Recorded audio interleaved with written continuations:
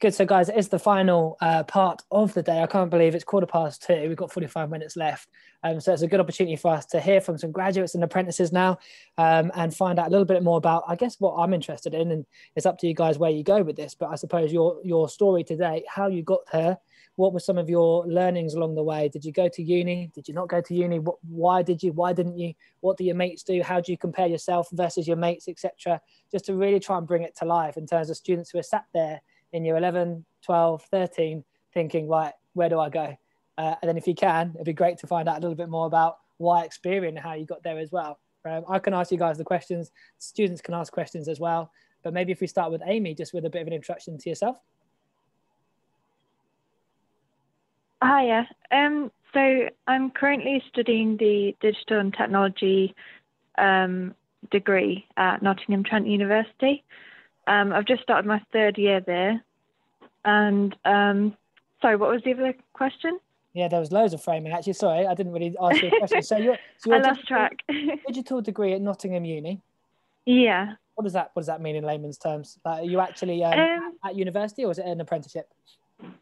So it's an apprenticeship. We were studying on campus at Nottingham Trent in Clifton, but obviously due to COVID, that's moved online. I'm specialising in software engineering.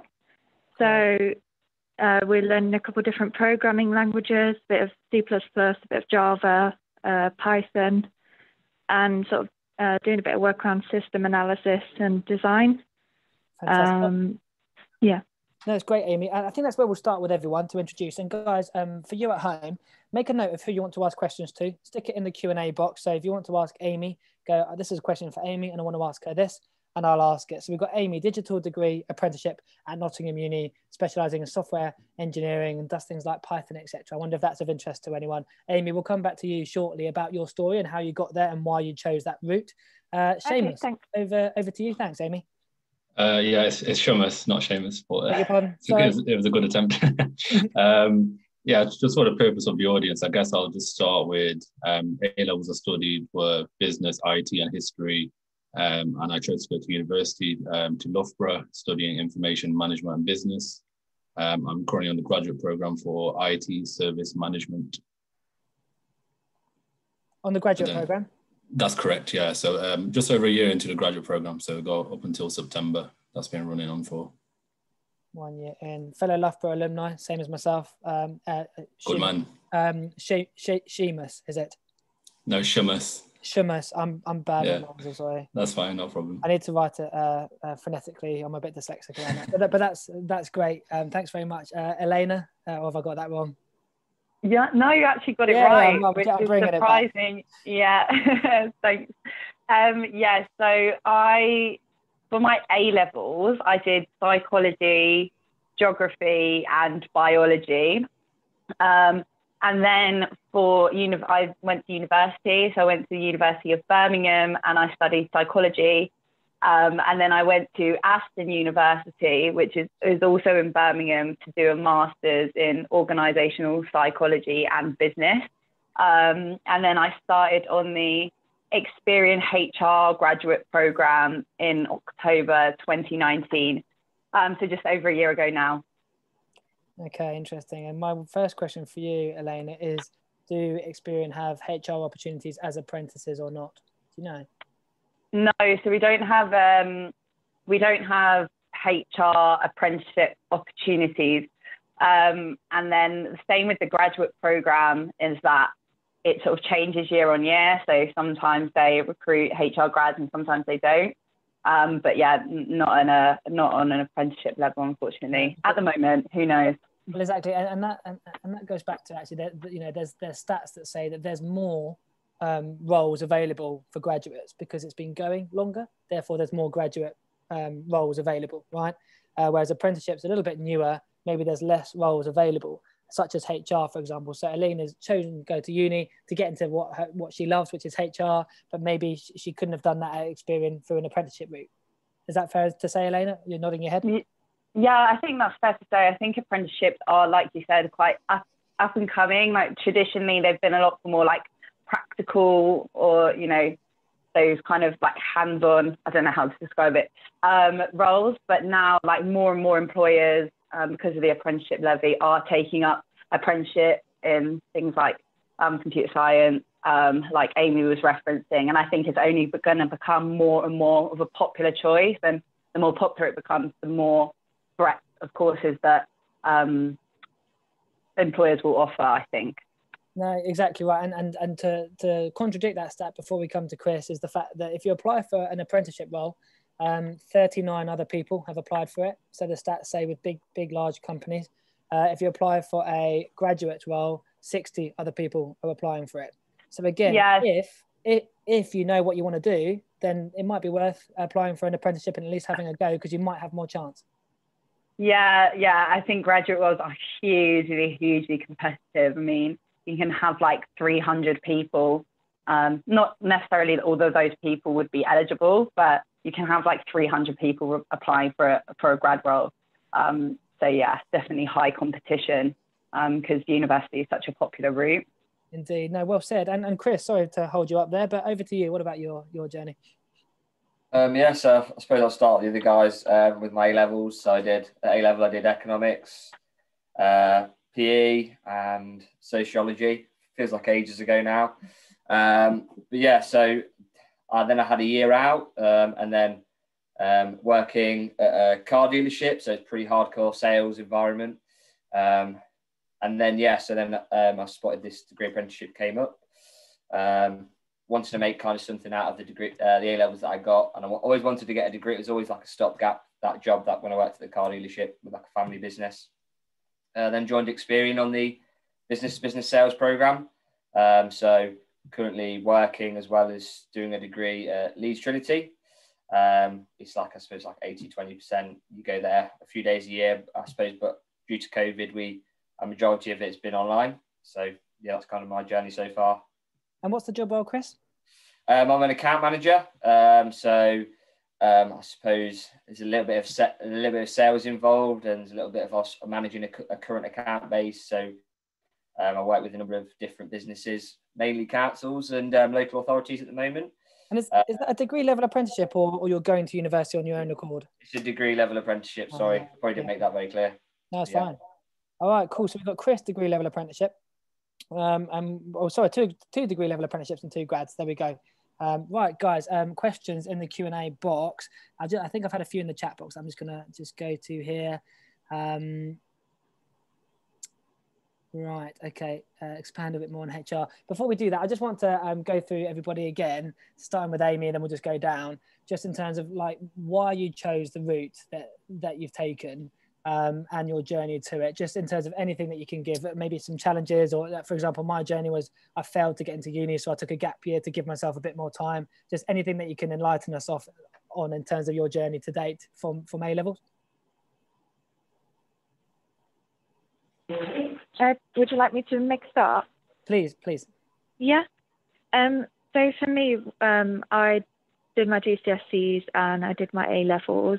I did IT, art and business, and actually started at Experian doing a business admin apprenticeship straight after A-levels.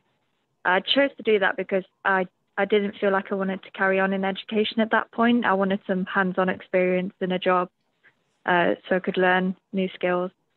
And that apprenticeship led to my current apprenticeship, the degree one. That was what led to that. That's amazing. Amy, so business administration apprenticeship, did you go straight from after A-levels? Yeah, so that was straight after A-levels. I started working at Experian and I've not left. Sounds good. And what level was that business admin one? Was it level 2, level 3? That was a level 4 MVQ. Level 4. Okay. And now you're up to level 6 that you're doing now? Yeah, so this one covers level 4, 5 and 6. So it's the full degree. Amazing. And sorry, Amy, I'm going to ask you these questions because sometimes students don't go for an apprenticeship because it's not a level 6, it's not a degree level. What was your mentality going into that business administration role? Technically, it's not a degree level. Were you always thinking I'm going to go and get it later, or were you not that bothered?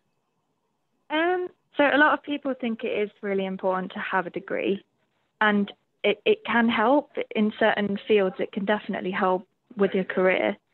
But for me, the level 4 apprenticeship really helped me get a foot in the door in the company, which obviously led to me then getting the level 6. So I think even just as an entry point into a company, it's great to take up an apprenticeship because there might be other opportunities once you're working there. No, absolutely. I've got a question that's come through here saying, for Amy, what programming language would you recommend learning most for the apprenticeship you're doing, and also just in general? So I think quite a popular one at the moment, because it's quite similar to natural language, is Python. It really depends on what kind of area you want to go into. So if you're looking into going into game programming, I think they use a lot of C++ is quite a big one. So depending on what you want to go into, just do your research and you'll find what's most popular. Fantastic. Thank you so much, Amy. And just while we pause before we go down the list, guys, students at home, students in school, students wherever you may be, what are you thinking of doing next? Is it uni? Is it an apprenticeship? Is it a gap year? Or is it travel, dare I say? What are you looking to do when you leave school or college? Do pop in the chat box just so we can get a good understanding. Uni is coming in thick and fast at the moment. Let's go down the list then. In terms of your route and how you took it and why you took it, I suppose. I guess I'll go. So just trying to flash back to A-levels, and we almost used to have career sessions during my A-level studies, and we'd almost plan out what I'm studying. And it used to just be a simple Google search for me into where's IT heading in 5 years, where's business, where the hot topics in the next 5 to 10 years. And that almost linked back to, information and data management. And then lo and behold, Loughborough University was offering a degree course in it. And it almost kind of fit in well for me. So that might be a recommendation for the guys on the call, is think about what you're studying. And sometimes it doesn't have to correlate, but it can help in terms of narrowing down, because there's so many different ideas probably in your heads of what you want to do, where you want to go. So that'll almost remove that limitation that you have there. So that was the first part. And then, getting accepted into Loughborough, doing information management. Sorry, what was the second question to that? No, absolutely right. And I wonder, how did you get your foot in the door? Did you compete against everyone else applying for the grad roles, or did you do some sort of work? So once I graduated, I had a role prior to Experian grad program involved in IT logistics. So, another piece of advice is sometimes, there's extremely competitive graduate programs out there, but sometimes look in between the lines and see where you can get your foot in the door in firsthand, because having that initial role in logistics IT for a company allowed me to, have a competitive advantage going into a more well-known graduate program with Experian and bringing, a lot more experience that was valid. So I know everyone will have, the bigger names in their site. But again, voluntary experience in the field that you want to be in, or an initial role to start off with, will really put you in a good place. Probably, similar to what, for example, Chris saying, he did a role in hard sales, but I would put him in a good place when interviewing for a scheme with Experian would be another example, I think. No, definitely. And Elena, why Experian for you? What drew you to the company? I think that obviously Experian is a massive company, so has global presence, and that was something that was important for me. Like Shama said, it's not the be all and end all to have like that big name on your CV. But I wanted the opportunity to connect with global colleagues, to sort of learn about different cultures and people that have different perspectives, rather than just something that was purely regional. Also, obviously, being in the FTSE 100 again, and just sort of the opportunities that come along with that. But from like a more like personal perspective, when I went to the interview, so I had 2 face-to-face interviews actually, and both times the interviewers, who are both senior, one was the HR director for the UK, and both of them were so friendly and really made me feel at ease. Everyone that I sort of walked past in the corridor, smiled at me, and I just got a really sort of warm a bit cringe, but a bit of a warm like feeling. And I just thought, you know, if these are the sort of people that I'll be surrounded with, then like that's the kind of place that I want to work. And I just knew that because of, you know, being a huge global company, the sort of people that I would be around, the sort of networking opportunities and things that I could learn would be huge. So that was my sort of motivation. Brilliant. And seeing as you're in HR, I think I'll bring this question to you. Louise has asked, how did you find the assessment centre and interview process from your sort of point of view of now knowing what advice you give new applicants and when you came through it? It'd be great to ask you that, Alina. Yeah, so I actually didn't do an assessment centre for this grad scheme that I'm on now, but that isn't common practice, and I have done assessment centres in the past.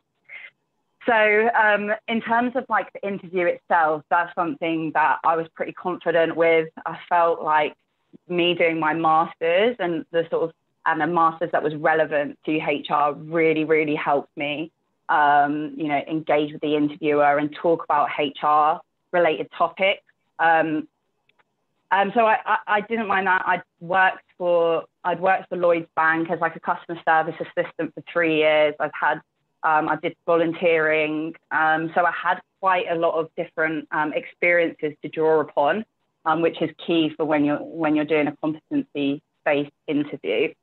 So that part was fine. But I had assessment centres in the past where I had found it pretty challenging. So one sticks in my mind where I had to review loads of information in a really short space of time, and I just hadn't like had any practice with it. I hadn't like been to any sort of careers talks or anything that would prepare me for it. So I found that really challenging. So my advice in that sense would be to, you know, utilize talks like this. And, you know, the universities have loads of them, mock assessment centres and things like that, and just practice, because that's how you'll succeed at assessment centre. No, it's great to hear. Oriane just did a really good session about how to prepare. So now we've got the practice that we've got to go and take that to the next level. Chris, there you go. Chris, for students who are looking to go to uni, the majority by the looks of things, what would you say in terms of doing a degree level apprenticeship or an apprenticeship? Why should they come down your route? I mean, I think it's very like specific to what it is that you suppose you want to do yourself. I mean, I was dead set on becoming a PE teacher from like the age of like 16, because I suppose at schools and stuff, we never really had any, or my school in particular, I think like the targets on the amount of people that go to universities and things like that. So like all our teachers kind of pushed you to go to university. We had like a different university come in every week. So we never really had like the opportunity to listen to much about apprenticeships. I think maybe 2 out of the whole year we actually got spoken to about. So it was like very limited, the amount of information around apprenticeships when I was at school anyway. So yeah, so then I suppose I had a year out because I decided I'd paid for my accommodation the day before. I was meant to go to University of Birmingham. I pulled out last minute. Literally, my accommodation was paid for. And then I was having a very challenging conversation with my mum around trying to sell my accommodation flat last minute, which was very, very stressful. But yeah, so that was that. So yeah, I just kind of decided last minute it wasn't really for me. I ran a sports camp over like a 6-week period with at school, at my school over the summer, and just discovered that I really didn't like parents. Not good if you're a teacher. Yeah, not good if you're a teacher, because I suppose they just they're little blue-eyed boys and girls and whatnot, never do any wrong. So. Yeah, so I just kind of decided, look, I don't think it's for me. Thought I'd just have a year out to look into different options, coaching, that sort of thing. But my mum was really she was like, you can go traveling and stuff, but obviously whilst you're at home, you need to do something that's not working. I know, like a part-time job, and I thought there was anything wrong with that, but I suppose she just didn't want me just sitting on my laurels waiting for the next year to come. So I went and got a job at one of my family friends' car dealerships. So I was quite in a lucky position in that regard. Discovered that I was quite good at selling, even though there was a lot of people that had been there for had a lot of experience. I've seemed to pick it up quite easy because of the past experience I had, like working in bars and restaurants and that sort of thing. And yeah, I suppose from there, I spent a good 6 months looking for like an apprenticeship program that kind of suited what I wanted to do. Applied for a number of different companies, had a number of different interviews, and then kind of got pushed back a couple of times. But yeah, then I got offered like, I don't know, like 3 or 4 at the same time. It all kind of came into place. And then I decided to go with Experian, just because of, I suppose, when, especially like on the assessment centre and the interview stage, you kind of go to the SJP, which is like the main head office, and it's a bit of like I suppose you don't really see it as it's like a bit of a flagship. It's like the flagship office. So yeah, it's quite, I suppose, I say breathtaking, inverting commas. It's probably a bit cringy, but I suppose it is like still like kind of makes you like go, oh wow, this is like a really massive company. And then obviously it's like yeah, exactly. Hey, Chris, just on those setbacks, because students were asking before, what happens when I keep getting rejected at interviews, even though I'm trying my best and I might not have that much experience? I don't know if you could share any sort of hints and tips or resilience that you've shown to get to where you are today. I'd say like don't take it personally. You get a lot of positive feedback from degree programs. Like I actually did better than I was expecting to do at A-levels. So like I suppose I had my A-levels that I had behind me, and I still felt like you still kind of get pushed back. But sometimes I suppose there's other factors that are involved. Like I remember I went to, I won't name the company, but I went to an interview day at one particular company, and everyone there were like family members of that particular business. They've still got a large business, but that particular role, everyone was family members. So when you kind of got pushed back, you kind of understand why. And I would also just say, don't take it too personally. I suppose you can kind of use them all as a learning experience. Each one, and I suppose like tips and tricks, just try and be yourself. And I suppose if people buy into that, then it's probably going to be the right company. If they don't, then it's probably a blessing in disguise, because you just won't buy into that company's ethos and that sort of thing. So I suppose my biggest advice is don't take things too personally. And I just want to ask all of you, actually, whoever wants to come in, bear with me, it's just gone. And Seamus, you've just actually answered it in terms of from Jason saying, did any of you ever doubt your decisions, and what did you do to curb those doubts? I'm not sure if anyone can share anything with us there around that, because I guess like no one ever really knows. Like maybe when you get to 30, 40, 50, sometimes people are still trying to figure out what they want to do, you know? What about you guys? Any hints and tips around that? Anything to share? I did have some doubt. So when obviously I did a psychology degree, and I was really passionate about psychology from even before I did it at A-level. Like I had it in my head, I really want to do a psychology degree. And when I came out, you know, I did my 3 years, and then I was just like, even during the 3 years, to be fair, I was just like, oh my gosh, everyone and their mum has a psychology degree. You know, have I made the wrong decision? Is the competition too high? I had a lot of that, you know, same as Chris and my mum in my ear about, you know, I told you should have done this. So what I would say is that as long as you choose, and, you know, and it all works out for me. So, you know, as long as you choose, you know, whether it's an apprenticeship or, you know, at degree level, you choose something that you are genuinely interested in, not something that someone else tells you to do, not what you think you should do. Do something that you genuinely enjoy, you genuinely care about, and then you can't go wrong. And I think I'll speak from, you know, a graduate perspective, don't think that you're only limited to the subject that you've chosen or something that's directly related to the subject that you've chosen. You know, there are so many transferable skills that can relate to so many different career paths. So just don't get yourself down. And, you know, if you really, really don't enjoy something, leave and choose something else. Don't, you know, stick at something you hate and that's going to make you miserable. So yeah, that would be my advice. And I must come to you because we've got a question saying, how do you know what is the best university for you? How did you choose yours? This is actually quite an interesting one for me because I really had a lot of, again, pressure from my mum about what universities that I should apply for, just based on league tables.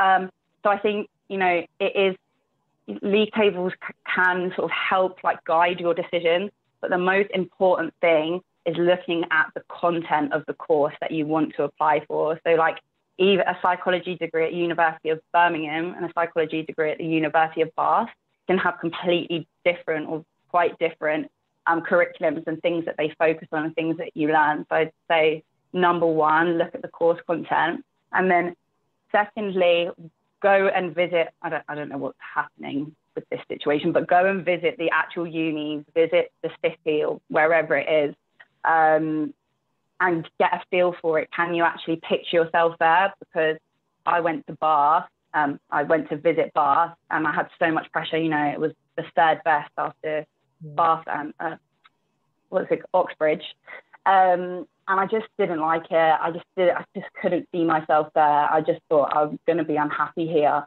So just go off that gut feeling, course content, and could you picture yourself there? Those are the most important things. Thank you. And Seamus, what about you going to Loughborough? That's more of a campus, isn't it? So very different to maybe a city university.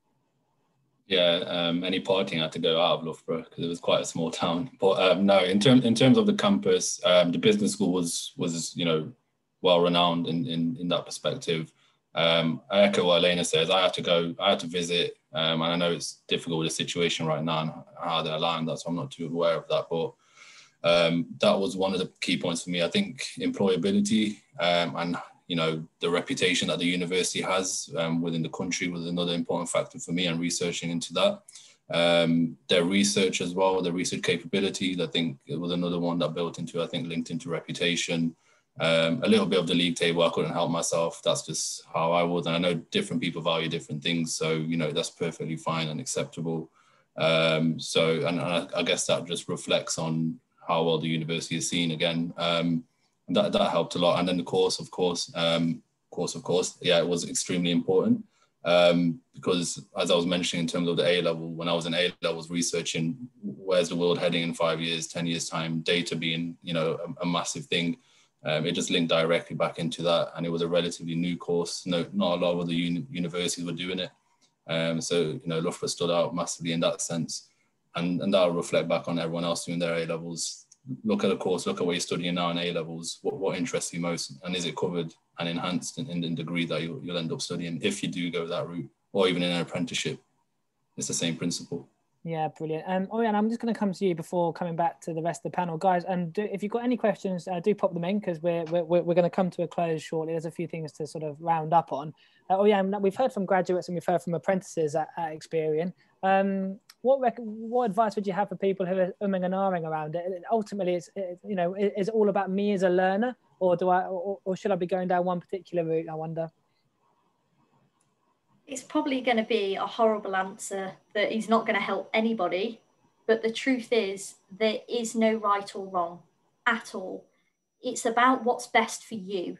So similar to Chris, you could try university and it might not be right for you. You might try that experience and you discover that's not how you learn best, or it doesn't give you what you were hoping to get. Equally, you might try an apprenticeship and realise, actually, I don't want to study. I just want to get into a full-time job. I don't even want the degree. That's irrelevant to me. There are so many different opportunities that I wouldn't want to preach a certain path as this is more valuable than this. But I'd echo all of the points made today that you have to really think about, what do you want to do in life? What are you passionate about? What do you enjoy?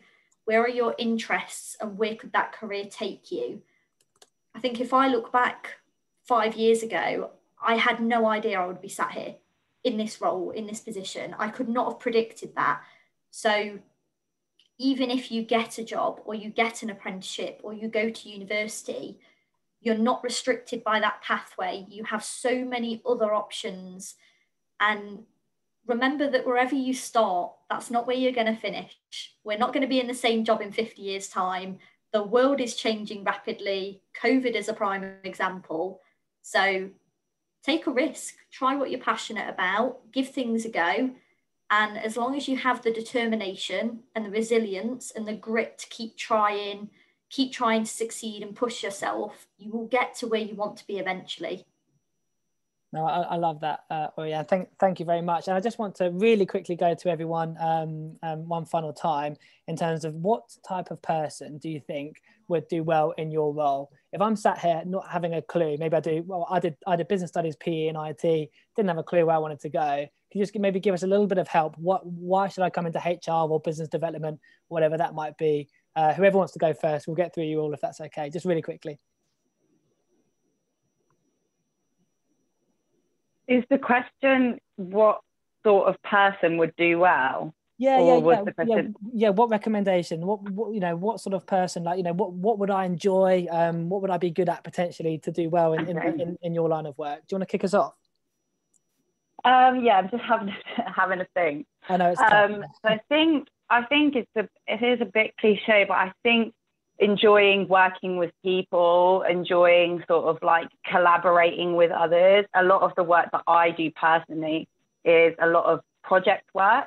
So I'm constantly on the phone, I'm constantly speaking to other people, constantly getting buy-in from, other people and getting them involved in what I'm working on, asking them for help with things. So I definitely think you want to be someone who's collaborative. What else? I think that's probably the main thing. And just organization is not the most important, things in the world, and it's something that I struggle with. But being able to, organize yourself and be able to manage your own time and also be conscious of other people's time because you are working with so many people. So yeah, that would be my top 2 tips for HR qualities. Yeah. Brilliant. Who wants to go next? Thank you. I'll go next. Go for it. So in terms of account management and I suppose sales as a whole, so account management, I suppose they're kind of different, two different things. I suppose like in my role, in my team, there's a lot of really different people who all do equally as well. I suppose people have different spins on what I suppose is expected from a salesperson and what isn't. So I suppose like a lot of people, when I say, I used to work with I used to be a car salesman, everyone thinks, oh, you're one of these like really slimy, like old fashions, like wheeler dealer, got to cut my accent, that sort of thing. And I suppose I wasn't that. And I don't know if that was that's probably why some of the people that I worked with were probably a bit more like that. And it was like the idea was like you mess the customer before they mess you up and that sort of thing. And not in those, that was probably a lighter way of putting it. They'd use different terminology to me. But yeah, so I suppose there's like that kind of aspects, but I suppose like sales is kind of changing now, and people, a lot of the people that you kind of speak to from like in my accounts, they often know more about like the products and services that you're providing than you do. So it's like, I suppose where in the past you try and like lie to people a bit and try and blag them, you don't really have to do that anymore because the kind of customers know what they're expecting. So I suppose in terms of like what successful people do in sales, or what you need to be successful, I wouldn't say, I suppose that's not the $1 million question in sales because people want to hit targets every year, and then I suppose you'd be minted. But yeah, I suppose it's $1 million question. But I suppose one thing that I would say is like not being like too easily offended, because I suppose like in sales you're going to get pushbacks. I suppose it's like into the interview process. You're going to have people who cancel. You're going to have people who don't really like you as a person, but that's like in everything and all aspects of life. Yeah, so I'd say like not getting easy to offend and just being quite driven. I suppose there is that competitive edge as with all lines of work, not just sales, but I suppose sales is more so than others. But I suppose from like I had a real heavy sporting background, like the aspects of like having targets to hit and I suppose like being seen as an underdog sometimes and that sort of thing really drives me. So yeah, I suppose like just not taking things too, I suppose personally would be my main tip in sales. Thanks, Chris. And then Seamus, then over to Amy. Yeah, sure. So yeah, you need to, for ITSM, probably need to be able to code, need to know artificial intelligence, need to know statistical modeling. And no, I'm not trying to scare you guys. Look, all you need to know and bring forward is common sense is a main one for me. You will not believe wherever you work, common sense is probably the first thing that I go to. You know, you can have the biggest problem in the world, the largest IT problem, but root cause, common sense, and everything else will come forward.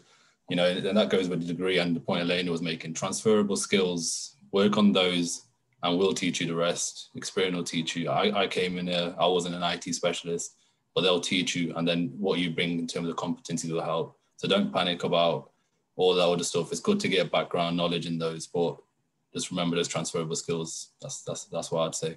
Yeah, wise words. Thank you. And Amy, last but not least. Hiya, sorry, 1 second. Tell people to be quiet in the background. Well done. Sorry about that. I'm volunteering, so it's a little bit noisy here. Oh, no problem. So the three main things I would say is someone that always wants to learn new things. In technology, we're always getting, new tools, new programming languages, things like that. So you've got to be someone that enjoys learning new things on a regular basis. I would say collaborating as part of a team. When it comes to larger systems, you can't do everything on your own, so you need to learn to work as part of a team. And you've got to be someone that enjoys problem solving, learning to find the actual cause of an issue on the system and things like that. Fantastic. Thank you so much, Amy, and to our apprentices and graduates from Experian, all smashing it in their careers, doing really well and sharing their experiences with us. So thank you very much. Guys, just really quickly from me, I've sent you the information that you need before I hand back to Oriane just to close today's session. The student at Pathway CTM email is there if you've got any immediate questions. You've already got our information in terms of the survey. I'll put those in the chat box that you just need to do. We always do events at Pathway CTM. We've got another event happening. I think that's tonight is our next event, for example. So there's always events happening where you get to meet different companies, and you can find out about all of those on our events page. But Oriane, have you got some slides just to finish off from your point of view? Yes, I do. So I'll just share my screen if it will let me. So just want to confirm you can see that, Chris, it's all come through. Not yet. Just if you want to try and share your screen again, then that should come through. Okay, bear with me. But that was great. No, this is the last technology bit we need. But there we go. And we can see it. Yeah, we can see it. Lovely. Well, the first thing I will say is a massive thank you to everyone that has taken part today and got involved, spoken up, took that bold risk to unmute themselves or say something in the chat. It is more nerve-wracking than you imagine. So I understand how difficult this may have been for you, but I appreciate the commitment that you've put in today. So if after hearing everything you have about Experian, and I know it's been a question that's popped up, I know Beth put that on the comments. If you're now wondering, how do I join Experian? What happens from here? Who do I contact? What are the next steps? So we have 3 different levels of opportunities. We have apprenticeship roles. We have placement roles that are normally about 12 to 13 month placement that you take as part of a university course. And then you have graduate schemes. So I'm not here to tell you what the right or wrong path is, but whichever route you take, there is an opportunity for you to join Experian and become part of this, I suppose, culture and ethos and innovation. So if you are interested in joining us, really simple. If you head on over to www.experian.com/careers, there's a little tab at the top that says early careers. And if you just click on UK and I, it will take you to the page where essentially it has everything you need to know. In terms of roles that we're going to have live that you could apply for, here's just a snippet of the ones available. So if you check out, we've got a project management level 6 degree apprenticeship. We have a DevOps level 4 apprenticeship, but that does start in April. We have an operations analyst, a level 6 degree apprenticeship, and we have a junior developer level 6 apprenticeship. So I know there's a lot of questions about going to coding. After Will's presentation, a lot of people seemed interested in that sector. So do check it out. Head over to experian.com/careers or contact us on earlycareers@experian.com. And the last point would be connect with me on LinkedIn. So for all of you that haven't so far, please follow up. I would love to stay engaged and hear from you. You can ask me any questions that we've not covered, anything you're concerned about. Always happy to speak to people that are interested in finding out more. And to summarise, again, a massive thank you. I've loved today. I don't know about the rest of the people from the panel, but I've genuinely loved every second. So thank you from my side. No, fantastic. And Oriane, thank you so much for being with us all day. Just well done. Massive thanks to all the students. I think just having hundreds of students on and being proactive and engaged, hopefully it's brought you closer to the Experian brand. I've definitely learned a lot about how you guys work and how it's so interesting, I think. So thanks very much. We'll follow up with students after today in terms of next steps. And Oriane, hopefully we've got some future talent coming into Experian and using your products, and definitely being part of your team, because look at them. You've got some great graduates, you've got some great apprentices. So thanks everyone for your contributions. Thanks so much. Stuff. Thank you very much. Thank you. Bye-bye. Happy Christmas. Happy Christmas. Happy Christmas. Bye-bye. Bye. See ya. Bye-bye. It's so nice seeing all these thank yous, Chris.